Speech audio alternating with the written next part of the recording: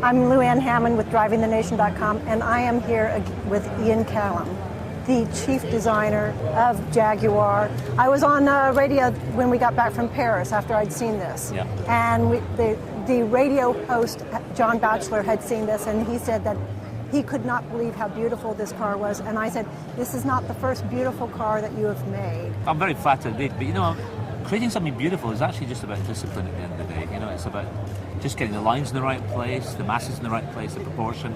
And what's nice about this car is because it's an electric car, it offers the opportunity to do that even more. Because we're not tied down to great big lumps of metal and drivetrain. It's all quite separated. And that actually offers us up the chance to shape the car almost exactly as we want to. You know, it's not quite mid-engine, it's not got that slightly awkward feel about it, it's not front engine. It's just the right proportion. How true to your creative self were you on this? Oh, absolutely true. 100%. 100%. In fact, I look at it now and I'm thinking to get to the next level is going to be even harder work now, because we've done exactly on this car exactly as we wanted to do, and it hasn't been driven by other forces. That's a nice thing. We do work hard. We discipline them very, very hard to make sure that nothing goes in the car that doesn't need to be there. For me, a car, every line in the car has got a story to tell. It's got to be there for a reason. I look around me and I see cars with so many lines and bits and pieces on them.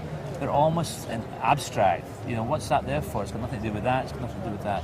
And it's all about relationship of form and lines, and it's actually that straightforward. But you just have to recognize it. What is your favorite line on this car? Well, I love the idea. This is something we worked hard at. You know, there's a fuselage that runs out of the body, and that really is created from a very simple fuselage to the car. And we've grown the wheel arches off the fuselage. And then bringing that line of the two wheel arches into the fuselage, just 1/3 down the car, 2/3 in the back, took a long time to get right. Wow. Because of the highlights that run through it. It's not actually that natural to do. You can just see that sort of soft area through there with the lines. Right, I see it now. And that gives the car movement. It'd be much easier to take that core right through the door and just let it run through as a one light line, but it would just cut, it would look flat. Right. When you're designing these cars, you're designing them with tangible assets, steel and aluminum. Yeah. When you dream, do you dream intangible assets? Good question. I don't know. Yeah, probably. Absolutely, yeah.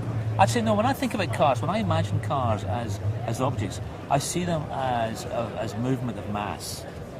So it's actually quite abstract in a way. I kind of almost visualize this, usually white actually for some reason, these movements of mass.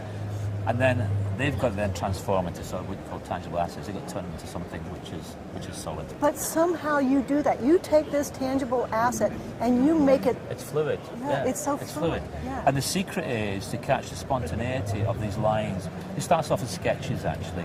There's a spontaneity in a line in a sketch, and it's capturing that spontaneity as it transfers into 3 dimensions.